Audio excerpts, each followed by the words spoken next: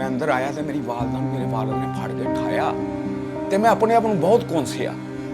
मैं की इन्हां नाल जुल्म कीता, मैं इन्हां को क्यों दूर चला गया।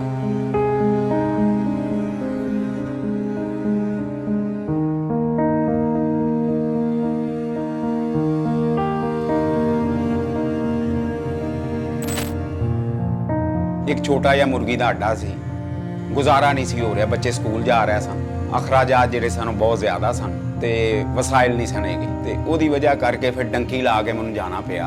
कोई परवाह नहीं सी, मैनूं सिर्फ अपने बच्चे दिस रहा सी, मैं इन्हां दा फ्यूचर बनाना। ट्रैवल एजेंसी नाल राबता कीता, उन्हें कहा जी मैं 5 लाख रुपया लांगा तां इत्थों तुहानूं ईरान खड़ांगा ते ईरान तो बेलारूस दा तुहाडा वीज़ा लवावांगा। उन्हें उत्थों इनविटेशन मंगवाई बेलारूस तो, ਉਹਦੇ ਵੀਜ਼ੇ ਲੱਗੇ ਸਾਡੇ 4 ਬੰਦਿਆਂ ਦੇ। बेलारूस आ के उन्होंने साढ़े कोल पासपोर्ट लै लिया, सानू एक घर च रखिया गया। सानू नहीं सी पता लगता कि बाहर दिन केड़े लिया, रात केड़े ले हुई है। तकरीबन 20 दिन असी हो गए सन रहिंदे, असी तंग पै गए। उन्होंने कहा कि हाले पोलैंड का जिहड़ा बार्डर है उत्थे सख्ती हुई है, साडी लैंड नहीं बन रही ते लिहाजा हाले तुहानूं नहीं कढ सकदे। असी उन्हां नाल कोई लड़ पए। उन्हां फिर गुस्से दे नाल आ के सानू बेलारूस तो लैटविया का बार्डर क्रॉस कराया रात। जिस वक्त असी बार्डर क्रॉस किया तो मेरा जो थले का धाड़े ना काम करना छड्ड गया। मैं 3 दिन बाद अपन लत्तां ते खड़ा होया, काम नहीं सी करदी। पोलैंड का बार्डर क्रॉस किया ना तो उसदे बाद सानू उन्होंने 180 किलोमीटर अंदर ले आना सी। उहदे 2 गड्डियां आईयां ते 5 जने सन।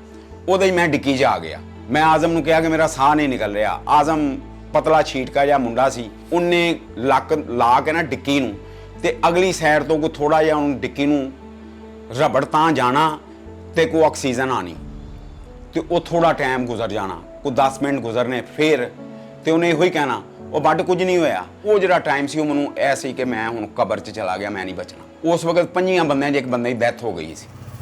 असी बेयारो मददगार कि हुण की करिए। मेरे बूट पाड़ गए सन ते पैरों 'च वज के कंडे पैर छन नहीं हो गए सन। 1 महीना जर्मनी रहा मैं, फिर स्पेन जाके मैं 3 महीने मैं धक्के ठेडे खाधे उत्थे। कोई घर भुख पै गई, कोई उत्थे कर्जा चढ़ गया। फिर 5 साल मैं उत्थे कसाइयां की दुकान ते ही काम किया। उसके बाद फिर मेरी वालदा बहुत बीमार सन ते लिहाजा वापस आ गया मैं। मेरी वालदा अपने रब नाल गल्लां करदी सी, ये बच्चों तो मेरे तो दूर होया, कित्थे चलेगा अल्लाह 5 साल। मैं इस दरवाजे तो पार सां, बगैर दस्सियों आ गया मैं। तो जिसले मैं अपने वालद नूं देखिया ना तो मैं कहा मेरा वालद इन्ना बुढ़ा हो गया। मैं इसलिए ऐसा दरवाजे के कोल आया तो मेरे वालद ने मैनूं जफ्फी पाई। मेरे दिल च सी कि मैं अपने वालद नाल गले ला के रोना, अपनी माँ की कोल च सिर रख।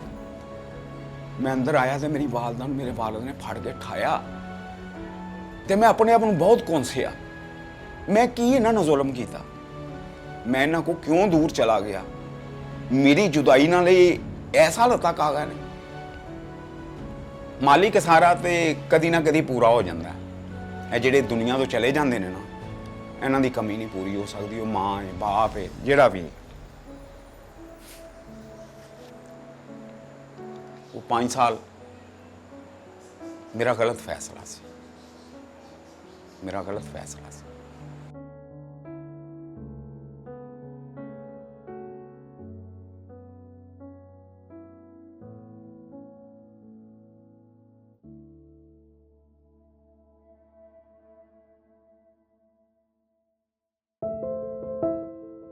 फिर अगों तीजी की तैयारी सा तो फिर वो मारिया बीबी मिले मैनू, उन्हें समझाया कि यह तरीकाकार नहीं। की कर लिया तू की कर लिया। 5 साल तू वो भी कर रहे हैं अपने ज़ाया, दोबारा भी हूँ तू फिर जान दे चक्कर च, इस तरह ना जा। शबीर से मुलाकात माइग्रेंट रिसोर्स सेंटर के एक सेशन के तहत ही हुई। मैंने उनको मुकम्मल फिर रहनुमाई फराहम की और उनको गाइड किया कि उनके पास बहुत सारी लीगल माइग्रेशन की अपॉर्चुनिटीज़ भी हैं, जैसे कि हुकूमत पाकिस्तान ओवरसीज़ एम्प्लॉयमेंट कॉरपोरेशन के तहत मुख्तलिफ बैरून मुल्क मुलाजमत के मौक़े फराहम करती है। और इसी तरह ओवरसीज़ एम्प्लॉयमेंट प्रमोटर्स मौजूद हैं जो कि रजिस्टर्ड एजेंसीज़ हैं, जिनके थ्रू आप बैरून मुल्क मुलाजमत अप्लाई कर सकते हैं। और अगर ख़ुद भी चाहें तो कैसे बरह रास्त मुलाजमत के ज़रिए आप अप्लाई कर सकते हैं। और मैं समझती हूँ कि माइग्रेंट रिसोर्स सेंटर के तहत हम किसी हद तक इसमें कामयाब हुए हैं कि शबीर ने गैर कानूनी हिजरत का अपना फ़ैसला रद्द किया और उन्होंने यही सोचा कि अगर मैं माइग्रेट करूँगा तो लीगल माइग्रेशन करूँगा। ਫਿਰ ਉਹਨੂੰ ਗੱਲ ਸਮਝਾਈ, ਮੇਰੇ ਕੋ ਖਾਨੇ 'ਚ ਗੱਲ ਪੈ ਗਈ। ਫਿਰ ਉਹੀ ਛੁਰੀਆਂ ਮੁੰਡੀਆਂ ਫੜੀਆਂ। ਹਾਲਾਤ ਅੱਲਾਹ ਪਾਕ ਸ਼ਾਇਦ ਇਨਸਾਨ ਦੇ ਬਦਲਦੇ ਨੇ। ਮੈਂ ਜੋ ਸੋਚ ਕੇ ਗਿਆ ਸਾਂ ਨਾ ਕਿ ਮੈਂ ਬੁੱਚੜੇਗਾ ਵਾਂ, ਗੋਸ਼ਤ ਦਾ ਕੰਮ ਜਾਣਨਾ, ਮੈਂ ਤੇ ਬੌਕਰ ਦੇ ਨਾਲ ਯੂਰੋ ਇਕੱਠੇ ਕਰ ਲੈਣੇ। ਨਹੀਂ ਆਪੋਜ਼ਿਟ ਸੀ ਉਹਦੇ, ਬਿਲਕੁਲ ਡਿਫਰੈਂਟ ਸੀ। ਫਿਲਮਾਂ 'ਚ ਅਸੀਂ ਹੋਰ ਵੇਖਦੇ ਹਾਂ, ਹਕੀਕਤ 'ਚ ਕੁਝ ਹੋਰ ਹੈ। ਜੋ ਸਾਨੂੰ ਵਿਖਾਇਆ ਜਾਂਦਾ ਨਾ ਉਹ ਨਹੀਂ ਹੈਗਾ। ਯੂਰਪ ਹੋਰ ਹੈ। ਜ਼ਿੰਦਗੀ ਕੋਈ ਨਹੀਂ ਹੈਗੀ ਯੂਰਪ 'ਚ ਅਨਲੀਗਲ ਬੰਦੇ ਦੀ। ਅਨਲੀਗਲ ਬੰਦੇ ਦੀ ਕੋਈ ਜ਼ਿੰਦਗੀ ਨਹੀਂ ਯੂਰਪ 'ਚ। 15 ਘੰਟੇ ਡਿਊਟੀ ਲੈਂਦੇ ਨੇ ਸਾਡੇ ਕੋਲ, ਤੇ ਰੁਪਏ ਜੋ 4 ਆਨੇ ਸਾਨੂੰ ਦਿੰਦੇ ਨੇ।